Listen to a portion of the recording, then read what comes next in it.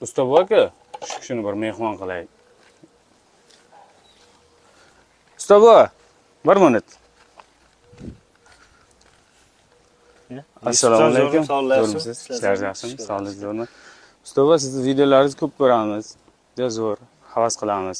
Xo'p, siz bir mehmon qilaylik. Shart masiz lekin. Keling. Ya, mayli. Ovqatning avjida kelinman-ku. Ha.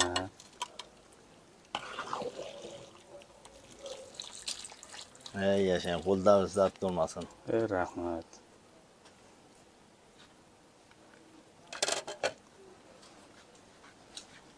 Mana, xabar. Usta bog'onlarga bor.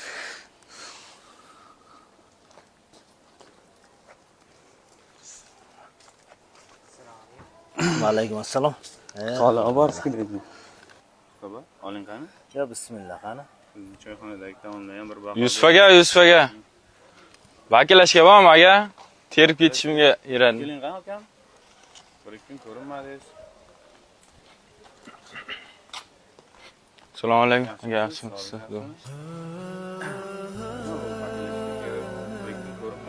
Aka, boshqa joylarda teriverdim-da.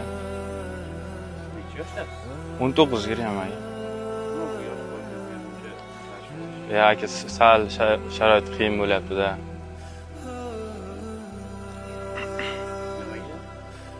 Uydagilar mazasi yo'q edi, o'shanga shunday vaziyat bo'lib qoldi aka.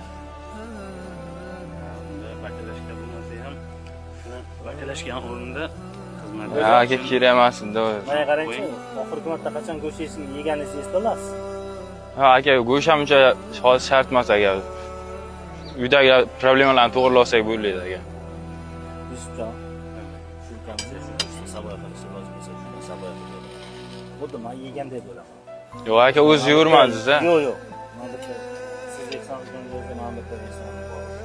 Mana shogird. Shuni sabr qilib. Yo'q aka, bu ko'pda aka. Yo'q, mayli. Xijolat qilyapsiz odam. Mayli. Rahmat aka, buni ham endi uyga olib boray buni. Uydagilarni o'ylab yurganingiz uchun sizga kattakon. Ha, shunday aka. Rahmat tushunganingiz uchun ham. Boshqada vakillashganlar aka terib ketaymi? Mayli aka. Ishlaringizga omad, xudo ishlaringizga kuch bersin. Bo'lmaydi. Rahmat aka. Sizga ham rahmat. Mayli, hali terib ketaveraman aka, ishimni shu kutib.